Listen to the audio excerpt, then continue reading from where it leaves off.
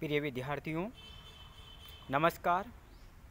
आज के इस ई कंटेंट में हम चर्चा करेंगे छायावाद के 4 स्तंभों में शामिल छायावाद की प्रसिद्ध कवयित्री महादेवी वर्मा। महादेवी वर्मा को लोग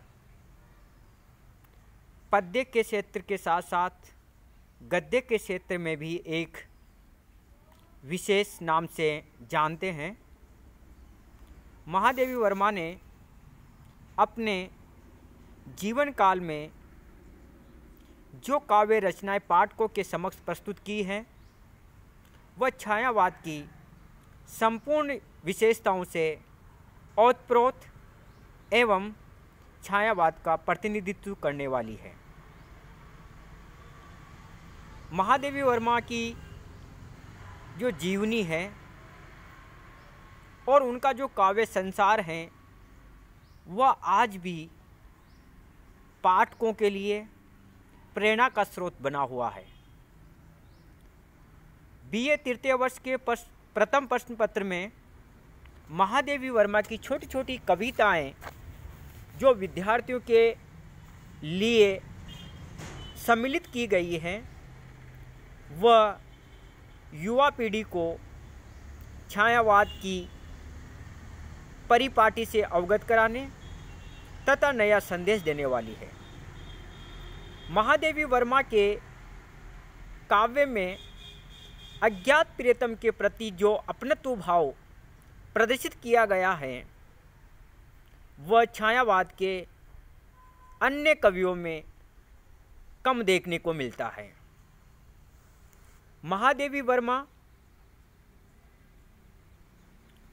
छायावाद की एक ऐसी कवयित्री थी जिसने अपने काव्य के द्वारा तत्कालीन पाठकों और वर्तमान पाठकों के हृदय के अंतर्मन को छुआ है तथा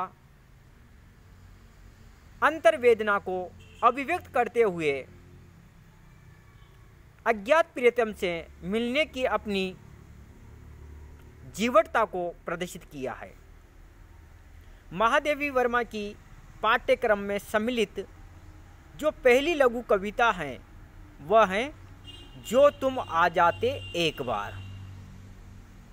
जो तुम आ जाते एक बार शीर्षक नाम से सम्मिलित इस कविता में महादेवी वर्मा ने अपने अज्ञात प्रियतम के प्रति अपने मादकता युक्त प्रेम को व्यक्त करते हुए उससे मिलने के लिए आत्मनिवेदन किया है। उन्हीं भावों को इस छोटी सी कविता में कवयित्री ने समावेशित किया है। कविता का जो एकमात्र छंद है वह है कितनी करुणा कितने संदेश,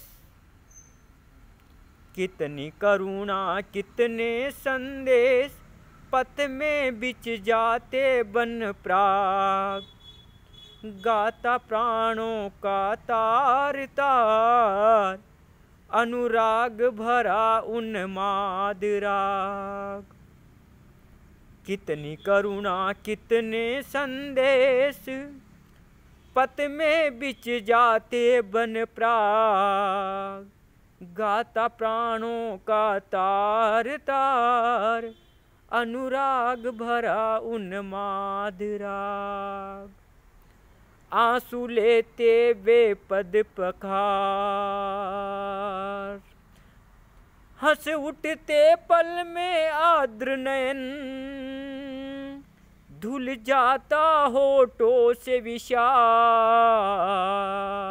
हंस उठते पल में आर्द्र नयन, धुल जाता होठों से विषाद। छा जाता जीवन में बसंत, छा जाता जीवन में बसंत, लुट जाता चिर संचित विराग, हाँ के देती सर्व सुवार। कवयित्री ने इस लघु कविता के माध्यम से अपने प्रवासी प्रियतम के आने से होने वाली जो मादक अनुभूतियां हैं उसका बड़ा ही मार्मिक चित्रण किया है। कवयित्री अपने प्रवासी प्रियतम को संबोधित करते हुए कहती है कि हे प्रिय, कितनी करुणा, कितने संदेश कि तुम्हारे पास मैंने न जाने कितने करुणापूर्ण संदेश भेजे हैं, कितनी बार वेदनापूर्वक निवेदन किया है, लेकिन आपने उनका कोई प्रत्युत्तर नहीं दिया। परंतु अब यदि तुम आ जाओ, अगर अभी भी तुम आ जाओ तो वे सारे के सारे वेदना अनुभूति से युक्त जो मेरे संदेश हैं वह आपके आगमन के मार्ग में सुवासित खुशबूदार पराग बनकर के बिछ जाएंगे। कितनी करुणा, कितने संदेश पथ में बिछ जाते बन पराग। अगर तुम आ जाते हे प्रियतम, अगर तुम उन वेदनापूर्ण, ममतापूर्ण, करुणापूर्ण, स्नेहपूर्ण संदेशों को सुन करके, पढ़ करके, समझ करके अगर तुम आ जाते तो वे सारे के सारे संदेश तुम्हारे आगमन के मार्ग में पराग बन करके बिछ जाते। गाता गाता प्राणों का तार तार, अनुमाद भरा उन्माद राग। कवयित्री आगे कहती हैं कि आपके आगमन से जो मेरा हृदय है वह इतना प्रफुल्लित हो जाता, इतना प्रसन्न हो जाता कि मेरे प्राणों के तार तार से, अर्थात शरीर के रोम रोम से, शरीर की प्रत्येक धमनी से प्रेम भरे उन्माद का स्वर गीत फूट पड़ता और मैं अत्यधिक आनंद से भावविह्वल होकर के अश्रु बहाती तथा उनसे मैं आपके चरणों को धो डालती। गाता प्राणों का तार तार, अनुराग भरा उन्माद राग, आंसू लेते वे पद पखार। अगर यदि हे प्रियतम आप उन वेदनापूर्ण, करुणापूर्ण, स्नेहपूर्ण आत्मीय संदेशों को प्राप्त करके आ जाते तो वह संदेश आपके रास्ते के लिए सुलभ वस्तु बनकर के रास्ते में बिछ जाते और आप आसानी से उनके ऊपर से गुजरते हुए आ जाते तो मेरे जो प्राण के तार तार अर्थात शरीर का रोम रोम है वह उन्माद से भर करके गीत गाने लग जाता और मैं अत्यधिक आनंद से भावविह्वल होकर के अश्रु बहाती और उन अश्रुओं से आपके चरणों को धो डालती। कवयित्री आगे कहती है, हंस उठते पल में आर्द्र नयन, धुल जाता होठों से विषाद, छा जाता जीवन में बसंत, लुट जाता चिर संचित विराग, आंखें देती सर्व सुवार।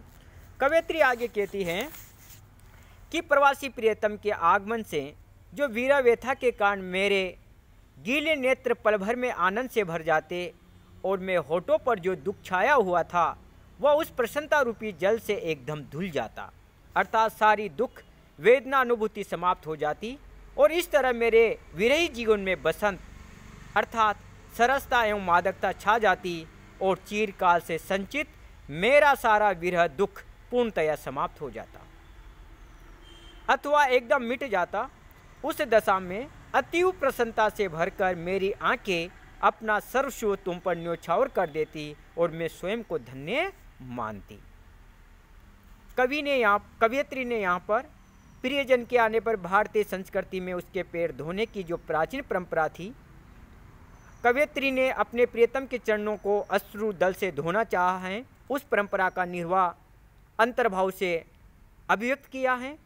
वीरव्यता की निवृत्ति तथा उल्लास की जो प्रेमा शक्ति अनुभूति का भावपूर्ण चित्रण यहाँ पर काव्य में हुआ है। प्रेम भावना पर आधारित रहस्यानुभूति की व्यंजना इस लघु कविता में देखने को मिलती है। अनुप्रास, समाशोक्तियों, रूपक अलंकारों का सफलतापूर्वक सामंजस्य यहाँ पर कवयित्री ने अपनी इस छोटी सी कविता में किया है।